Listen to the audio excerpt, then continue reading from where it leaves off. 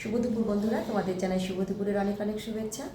তো আজকে হলো বুধবার, কী রান্নাবান্না করেছি বুধবারের লাঞ্চ মেনুটা তোমাদের সামনে নিয়ে আসলাম। চলো দেখাই কী রান্না করেছি। আসো আসো দেখাই।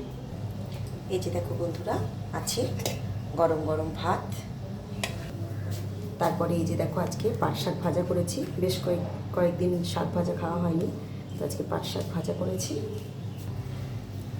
আর এই যে দেখো বন্ধুরা, এটা ঝিঙে দিয়ে আলু দিয়ে মাছের ডিম দিয়ে করেছি রান্না, পাতুরি মতো।